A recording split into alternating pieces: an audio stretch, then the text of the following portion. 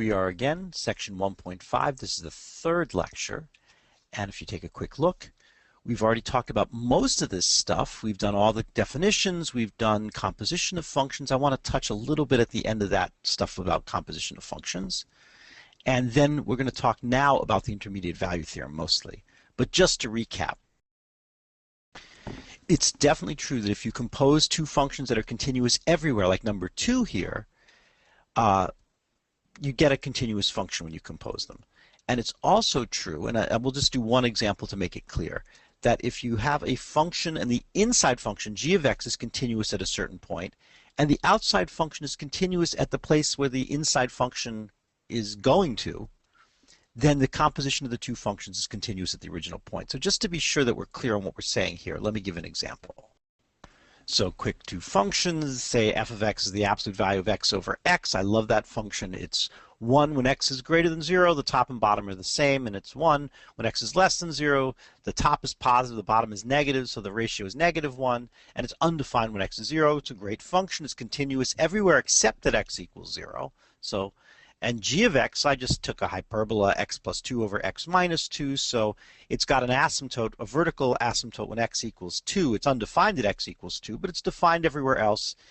Its limits as x goes to either plus infinity or minus infinity are 1, biggest degree of the polynomial on top over biggest degree of the polynomial on bottom, it's all 1. So it makes sense what this is. So now let's take a look at a limit. Let's say we wanted the limit of f of g of x. Or actually, we're talking about continuity here. Because, I was going to say, let's take a look at the limit of f of g of x as x, say, approaches, let's make it 7, or let's make it 12. I just want it to be 12, so because g of x, the limit of g of x as x approaches 12, is, of course, we can plug in. It's continuous there. That's the point. This is continuous, so it actually is, the bottom is 10, the top is 14, it's 1.4. Or if you prefer 14/10 or even 7/5. Now what we're interested in f of x, because we're taking f of g of x, the relevant limit for f is the limit of f of x as x approaches 1.4. Right? That's what the numbers, when you take f of g of x, if you plug in numbers for x that are close to 12, g of x will be close to 1.4, and so we're taking f of things that are very close to 1.4, and that happens to equal 1. What's relevant is that f is continuous there. Since g is continuous, actually let me type this part.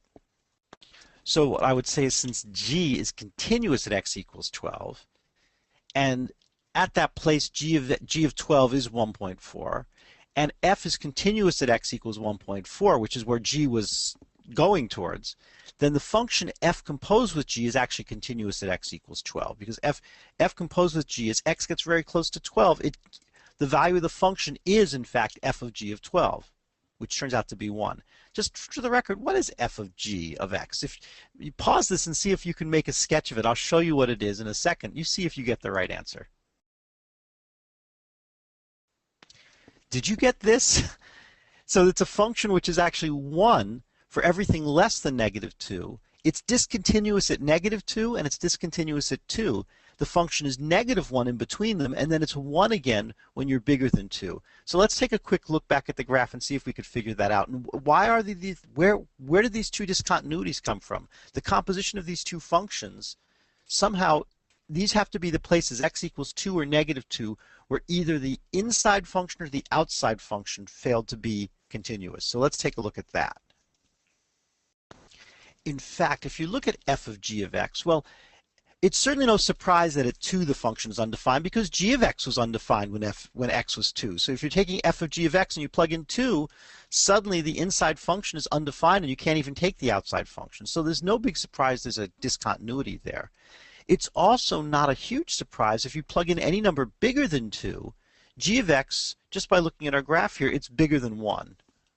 Right? And on this whole thing, the value of g of x is bigger than 1. And so f of that, any number that's positive, if you take f of any positive number, it's going to be 1. And it's positive. G of x is certainly positive there whenever x is bigger than 2. Also, for that matter, at -2, if you plug in any number less than -2, g of x was positive, and then when you take f of that, you'll get 1. And if you plug in any number that's strictly between -2 and 2, so it's not actually equal to -2, but bigger than -2, but not as big as +2, then g of x is negative, and all of a sudden, f of that will be -1. But right at -2, we have a problem. G is continuous there, and the limit of g of x as x approaches -2 really is.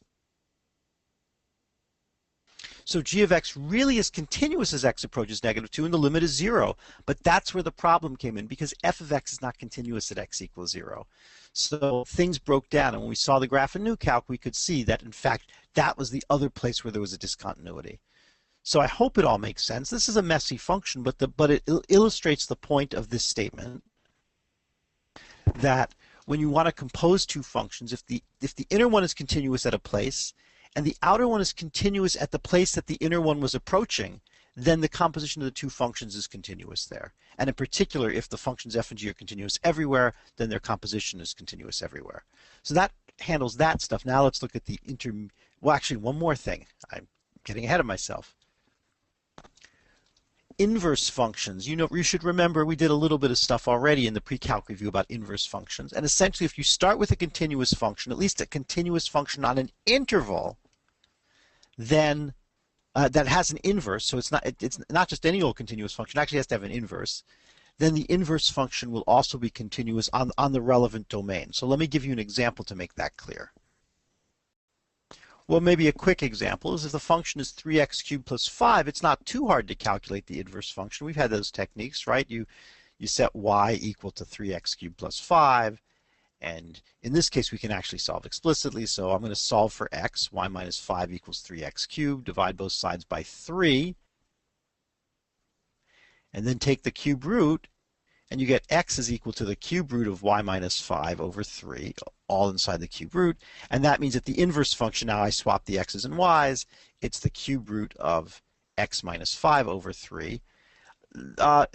This function actually, its domain is -infinity to infinity. Its range is also, and it's 1 to 1 on that interval. 3x cubed is constantly increasing. So this is all well and good.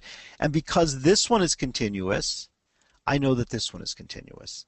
Now, let me give you an example of one that's only has a domain in which it's continuous, that is, or which the inverse exists and it's continuous, both. And that'll restrict what goes on with the inverse function. Okay, here's a strange little function.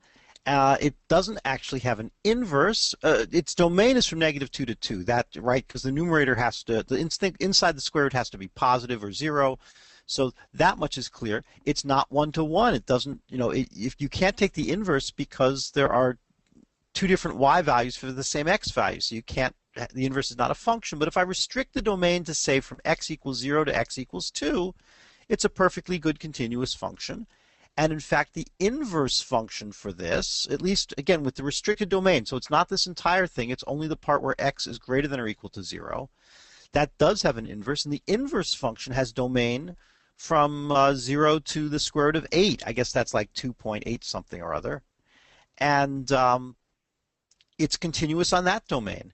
So again, we have to restrict ourselves to the, the domain of the inverse function is the range of the original function, vice versa.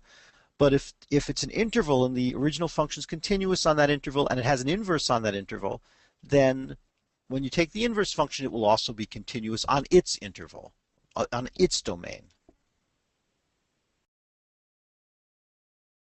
So the last topic in this section is the intermediate value theorem, which is a really amazing theorem, I think. And on the one hand, you're going to discount it. You're going to say, oh, this is nothing. But it's amazing to me for two reasons. One is because the proof is actually something we can't do in this class. It requires more advanced mathematics to really prove it rigorously. And the statement is this very, very nice thing. So what does it say? If we've got a function which is continuous on a closed interval, and it starts somewhere. So let's say here's the starting point, and let's say here's the ending point. So this is A. I guess A is like -6 or something, and here's B. And what it says is if you take any y value between f of A and f of B, so in other words, I'm going to look at a particular y value. I guess that's a horizontal line. And I can pick any one as either as small, it doesn't matter which is the bigger and which is the smaller. So anything as low as this or as high as this, and I put it here, then there's going to have to be some x value in between where the value of the function crosses that. It's like saying if I try to draw the curve for the graph, I can't, and it's continuous everywhere, I've got to cross. I might cross it in multiple places. I mean, the graph could look like this for all I know. But the point is I can't get from here to here with a continuous function without crossing that line. So it's really saying that the notion that a function is continuous, and remember the definition of continuity is that the limit of the function at every point in this interval, the limit as you approach that point is equal to the value of the function at that point, except at the two endpoints where it's only the one-sided limit, where you're coming from inside the interval. So the limit from above as you go to the left endpoint, and the limit from below as you go to the right endpoint. Those limits exist and they're equal to the value of the function at those points. That's the definition of continuity. And this theorem is saying that's the same thing as saying you can't draw the graph without crossing every horizontal line in between the starting value and the ending value, which is like saying you can't draw the graph with your pencil without you have to keep your pencil on the paper. You can't lift up your pencil and jump over a horizontal value and put it back down again. So that's the theorem, and I think, as I say, I think it's a cool theorem for a couple of reasons. The big one I find is that, I mean, how do you go from this definition of continuity having to do with limits of the function as you approach a point equal to the value of the function at that point? This is actually proven. You'd have to take a college level math course. Real analysis is usually the name of the course. We actually offer it at the OHS. It's called UM 115. So if you're interested to ever discover it for real, that's the class to take. But I mean, I can give you a sort of an idea of it. If you go back to this picture, if you think about it and you say, well, I know that the graph starts down here somewhere and it ends up here. It could start at the top and end at the bottom. I don't care. Whichever one is bigger, it starts on one side of this horizontal line and it ends at the other.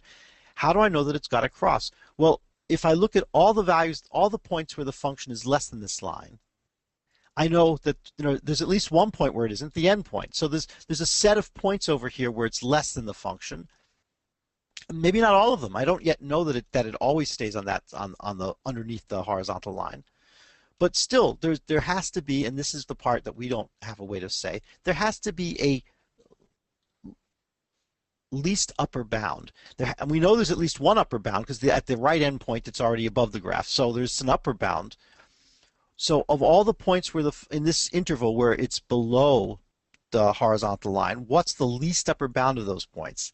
And once we have that, of all the points where it's below this horizontal line, this is the line y equals k. And once we have that, somehow we have to generate the idea that there are values, there's this least upper bound, I'll call it c. There are values of x getting closer and closer to c. And somehow we're going to show that the limit of the function as you approach c has to equal this. And if it didn't equal that, then this wouldn't have really been the least upper bound. That's harder than it looks. Say it's we're using this theorem. It's intuitively clear, but there's really some advanced math hidden under the carpet here that we're not telling you about to really justify this as a theorem. We're calling it a theorem, and yet we're not proving it to you, and I feel very guilty about that. But the result is beautiful and powerful, and I have a couple of quick examples here that we can finish off the lecture with.